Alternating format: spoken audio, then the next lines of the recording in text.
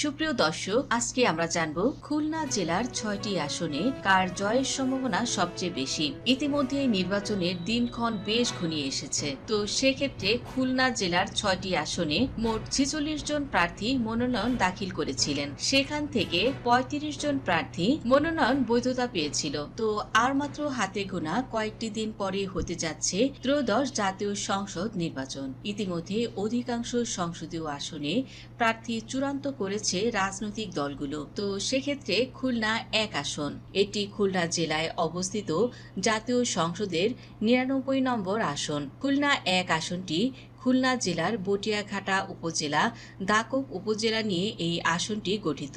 এই আসনে মোট ভোটার সংখ্যা ২,৯০,২৬৭ এর মতো। এই আসনটিতে বিএনপির প্রতিনিধিত্ব করবেন আমির এজাজ খান এবং জামায়াতে ইসলামীর হয়ে প্রতিনিধিত্ব করবেন কৃষ্ণ নন্দী। এই আসনটি থেকে প্রার্থী মনোনয়নের ক্ষেত্রে নতুন চমক দিয়েছে জামায়াতে ইসলামী। খুলনা জেলার এই আসনটিতে জামায়াতে ইসলামীর হিন্দু কমিটির সভাপতি কৃষ্ণ নন্দীকে দাঁড়িপাল্লা প্রতীকের প্রার্থী ঘোষণা করায় এলাকায় চাঞ্চল্যের সৃষ্টি হয়েছে। তো স্থানীয় সূত্রে জানা যায়, যেহেতু এই আসনটি হিন্দু অধ্যুষিত আসন, এই আসনটি থেকে দিন শেষে বিএনপি নয় জামায়াতের প্রার্থী কৃষ্ণ নন্দীর জিতে যাওয়ার সম্ভাবনা সবচেয়ে বেশি। এ পর্যায়ে খুলনা ২ আসন। খুলনা ২ আসনটি হল বাংলাদেশের জাতীয় সংসদের ৩০০টি নির্বাচনী এলাকার একটি আসন। এটি খুলনা জেলায় অবস্থিত জাতীয় সংসদের ১০০ নং আসন। খুলনা ২ আসনটি খুলনা জেলার খুলনা সিটি কর্পোরেশনের ১৬ থেকে ৩১ নম্বর ওয়ার্ড নিয়ে এই আসনটি গঠিত। এই আসনটির মোট ভোটার সংখ্যা ৩,২০,২২০ জনের মতো। এই আসনটি থেকে বিএনপি হতে মনোনয়ন পেয়েছেন বিএনপির সাবেক সভাপতি সাবেক এমপি নজরুল ইসলাম মঞ্জু এবং জামায়াতে ইসলামী হতে মনোনীত হয়েছেন জামায়াতে ইসলামী দলের কেন্দ্রীয় মজলিসের শুরা সদস্য ও খুলনা মহানগরী সেক্রেটারি অ্যাডভোকেট শেখ জাহাঙ্গীর হুসাইন হেলাল।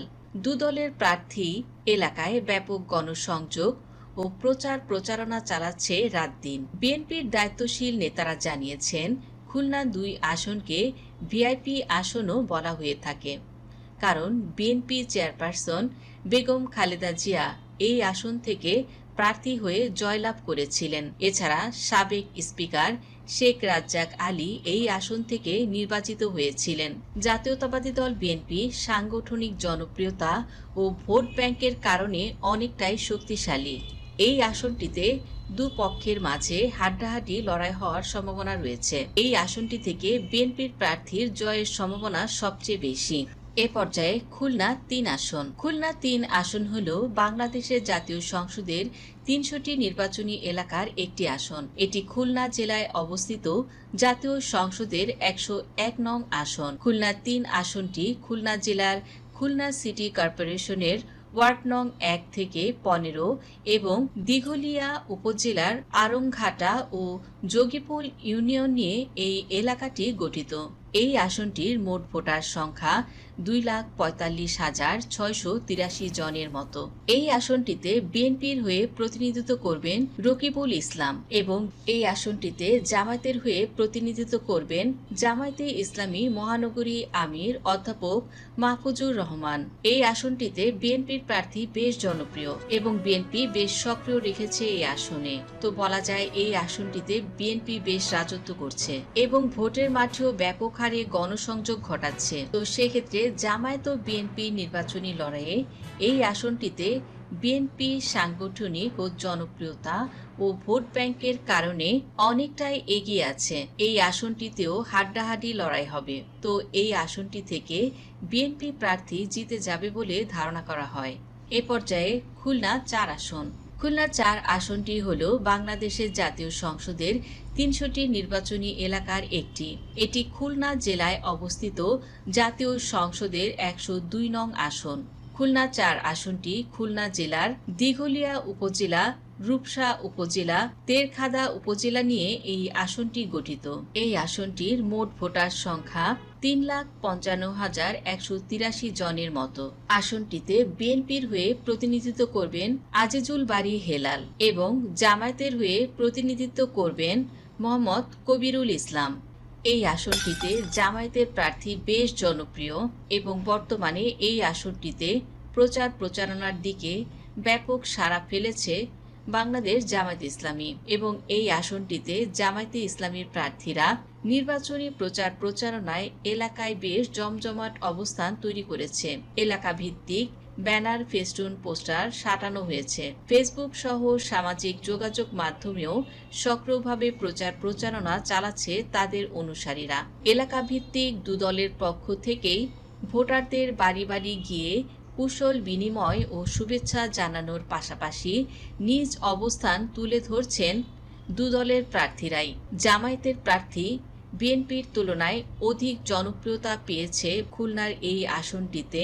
তো জামায়াত ও বিএনপির নির্বাচনের এই লড়াইয়ে দিন শেষে এই আসনটি থেকে জামায়াত ইসলামীর প্রার্থী জিতে যাওয়ার সম্ভাবনা সবচেয়ে বেশি। এ পর্যায়ে খুলনা ৫ আসন। খুলনা ৫ আসন হল বাংলাদেশের জাতীয় সংসদের ৩০০টি নির্বাচনী এলাকার একটি। এটি খুলনা জেলায় অবস্থিত জাতীয় সংসদের ১০৩ নং আসন। খুলনা ৫ আসনটি খুলনা জেলার ফুলতলা উপজেলা, ডুমুরিয়া উপজেলা, খান জাহান আলী মেট্রোপলিটন থানা ব্যতীত গিলাতলা ও ক্যান্টনমেন্ট এলাকা নিয়ে ও আটিরা গিলাতলা নিয়ে এই আসনটি অবস্থিত। এই আসনে মোট ভোটার সংখ্যা ৩,৮৩,২৭১ এর মতো। তো ত্রয়োদশ জাতীয় সংসদ নির্বাচনে এই আসনে বিভিন্ন দলের মনোনয়ন প্রত্যাশীরা মাঠে ময়দানে নির্বাচনী গণসংযোগ, ওয়ার্ড সভা, উঠান বৈঠক, ভোটার সমাবেশ, প্রতিনিধি সমাবেশ ও মহিলা সমাবেশ সহ বিভিন্ন ধরনের কর্মসূচি পালন করছে। তো এই আসনটি থেকে জামায়াতে ইসলামীর হয়ে প্রতিনিধিত্ব করবেন জামায়াতে ইসলামীর সাবেক এমপি মিয়া গোলাম পারওয়ার। এই আসনটি থেকে বিএনপি হতে প্রতিনিধিত্ব করবেন বিএনপির সাবেক এমপি ও বিসিসিবির সাবেক সভাপতি, বিএনপি নেতা মোহাম্মদ আলী আসগর লবি। এই আসনটি জামায়াতে ইসলামীর ঘাঁটি। অপরদিকে বিএনপির প্রার্থীও বেশ জনপ্রিয় রয়েছে আসনটিতে। তবে আসনটিতে বর্তমানে জামায়াতে ইসলামীর প্রার্থী গণসংযোগ ঘটাচ্ছে। তাছাড়া এই আসনটিতে জামায়াতের প্রার্থী এলাকা ভিত্তিক ভীষণ জনপ্রিয়তায় আছেন। তাছাড়া এই আসনটিতে বর্তমানে জামায়াত, এনসিপি, ইসলামিক দলগুলো শক্ত অবস্থানও তৈরি করেছে। কেননা আসনটিতে জামায়াত বর্তমানে বেশ শক্তিশালী অবস্থান এবং গণসংযোগ ঘটাচ্ছে। সেক্ষেত্রে জামায়াত ও বিএনপি নির্বাচনী লড়াইয়ে এই আসনটিতে বিএনপির তুলনায় জামায়াত জনপ্রিয়তা ও ভোট ব্যাংকের কারণে অনেকটাই এগিয়ে আছে। তবে অনেকে এমনও বলছে হাড্ডাহাড্ডি লড়াই হবে, যেহেতু দুদলেরই হেভিওয়েট নেতা রয়েছে এই আসনটিতে। তো দিন শেষে এই আসনটিতে জামায়াতে ইসলামীর প্রার্থী জিতে যাওয়ার সম্ভাবনা সবচেয়ে বেশি। এ পর্যায়ে খুলনা ৬ আসন। খুলনা ৬ আসনটি হল বাংলাদেশের জাতীয় সংসদের ৩০০টি নির্বাচনী এলাকার একটি।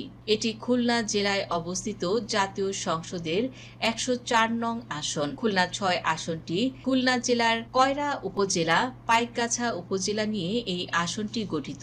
এই আসনের মোট ভোটার সংখ্যা প্রায় ৪,৫,৩২০ জনের মতো। এই আসনটিতে বিএনপির হয়ে প্রতিনিধিত্ব করবেন মনিরুল ইসলাম বাপ্পি এবং জামায়াতের হয়ে প্রতিনিধিত্ব করবেন মোহাম্মদ আবুল কালাম আজাদ। বর্তমানে এই আসনটিতে জামায়াতে ইসলামীর প্রার্থী ভীষণ জনপ্রিয়। আসনটিতে জামায়াত এবং এনসিপি এবং ইসলামিক দলগুলো ভীষণ সক্রিয় রেখেছে আসনটিকে। বিএনপির মনোনীত প্রার্থী এস এম মনিরুল হাসান বাপ্পি, তার বাড়ি আসনের মধ্যে না হওয়ার কারণে এই আসনের স্থানীয়দের মধ্যে চরম অসন্তোষ বিরাজ করছে।